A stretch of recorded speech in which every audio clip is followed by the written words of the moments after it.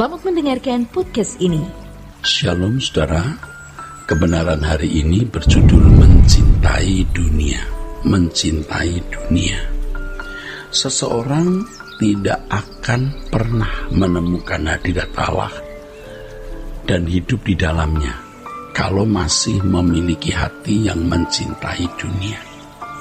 Orang yang masih mencintai dunia adalah orang-orang yang suasana kebahagiaan hatinya hanya oleh topangan harta kekayaan materi. Bisa dipastikan orang seperti ini mengumbar keinginan mata seperti yang dikatakan dalam 1 Yohanes 2 ayat 15-17. Orang yang mengumbar keinginannya sendiri tidak memiliki kasih akan Bapa. Orang yang tidak memiliki kasih akan Bapa tidak akan pernah menemukan hadirat Allah dalam hidup dan hidup di dalamnya. Tidak mungkin saudaraku sekalian. Ya, tidak mungkin. Orang yang mengumbar keinginan sendiri tidak mungkin ya hidup di hadirat Allah. Orang yang tidak memiliki kasih akan Bapa tidak akan pernah menemukan hadirat Allah dan hidup di dalamnya. Yakobus pasal 1 ayat 13-15 menulis begini. Tetapi orang-orang dicobai oleh keinginannya sendiri karena ia diseret dan terdipikat olehnya. Ayat ini jelas menunjukkan bahwa setiap orang berpotensi untuk mengumbar keinginan tanpa batas. Setiap orang. Dunia kita hari ini dibawa kepada semangat materialisme, sehingga banyak orang menjadi serakah. Tuhan menghendaki agar orang percaya dalam hidup ini tidak berfokus pada keindahan dunia. Banyak orang Kristen yang sebenarnya hidup dalam percintaan dunia, tetapi mereka tidak menyadari keadaan yang sangat membahayakan tersebut. Saudaraku, firman Allah mengatakan bahwa persahabatan dengan dunia ini adalah permusuhan dengan Allah.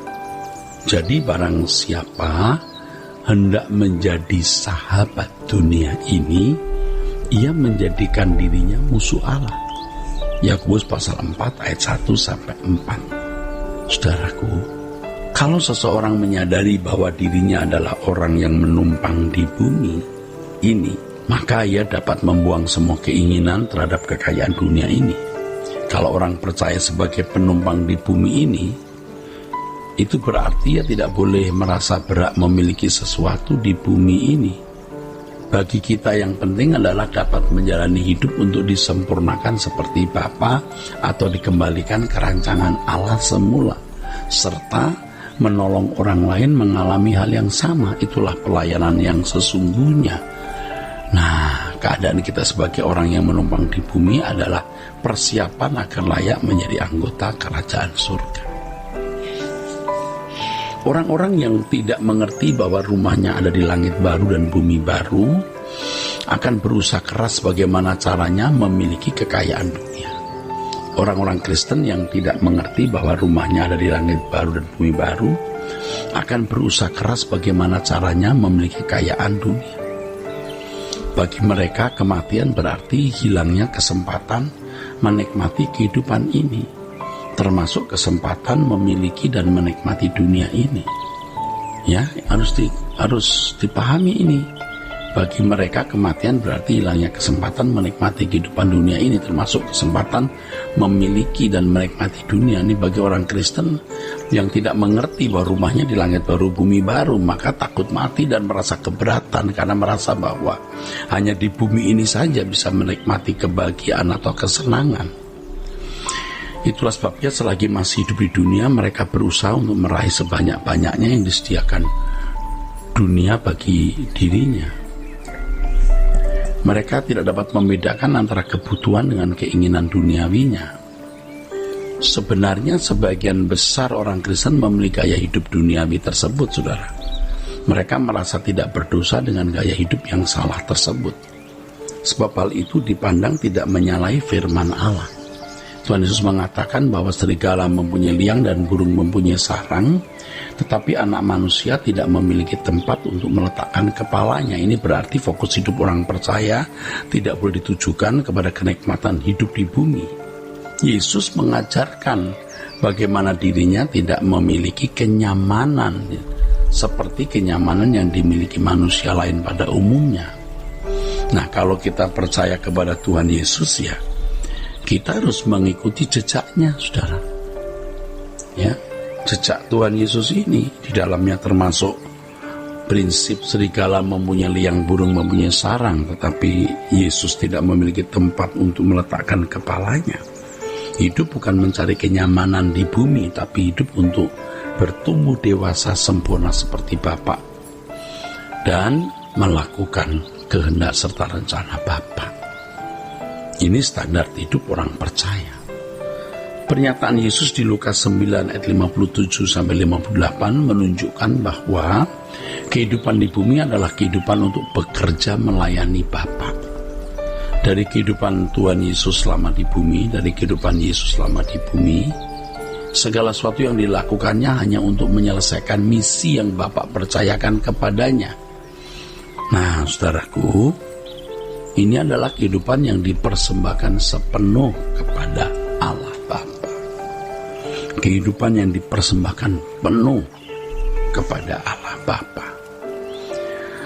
Saudaraku, kehidupan Yesus adalah kehidupan yang memenuhi hukum yang terutama. Yaitu mengasihi Allah dengan segenap hati, segenap jiwa, segenap akal budi, dan segenap kekuatan. Kekristenan adalah ajakan untuk mempersiapkan diri hidup di dunia lain, bukan untuk hidup sekarang di bumi ini. Dunia akan berakhir, saudaraku. Tetapi kerajaan Allah itu perjalanan yang tiada henti dalam kekekalan, dalam keabadian yang sempurna. Pada umumnya atau hampir semua manusia melakukan segala sesuatu hanya untuk kehidupannya di bumi. Dimulai dari sekolah, kuliah, berkarir, bekerja, menikah, dan lain sebagainya. Ya, dan lain sebagainya. Cara berpikir dan gaya hidup seperti ini sudah mengakar dalam diri hampir semua manusia. Pada umumnya manusia berpikir bahwa tidak ada dunia lain yang dapat dinikmati selain dunia hari ini di bumi ini. Mereka tidak mengerti atau tidak pernah mau mengerti atau tidak mau menerima bahwa kehidupan yang sesungguhnya yang dirancang Allah untuk dinikmati bagi umat manusia yang telah kehilangan kemuliaan Allah itu nanti. Ya, pada umumnya orang tidak mau mengerti atau tidak pernah mau menerima bahwa kehidupan yang sesungguhnya yang dirancang Allah itu, ya, itu nanti di langit baru, bumi baru. Itulah sebabnya Yesus berkata, janganlah kamu mengumpulkan harta di bumi, tapi kumpulkan harta di surga. Dan Paulus seirama dengan pernyataan Tuhan Yesus mengatakan, pikirkanlah perkara yang di atas, bukan yang di bumi. Nah, kata di atas ini artinya kehidupan yang lebih tinggi dari kualitas hidup di bumi ini. Dengan hati yang mencintai dunia, seseorang dengan hati yang tidak mencintai dunia, seseorang bisa mencintai Allah dengan benar dan bersikap benar terhadap kerajaan surga. Tapi kalau orang dengan hati yang mencintai dunia tidak mungkin bisa mencintai Allah, harus memilih salah satu.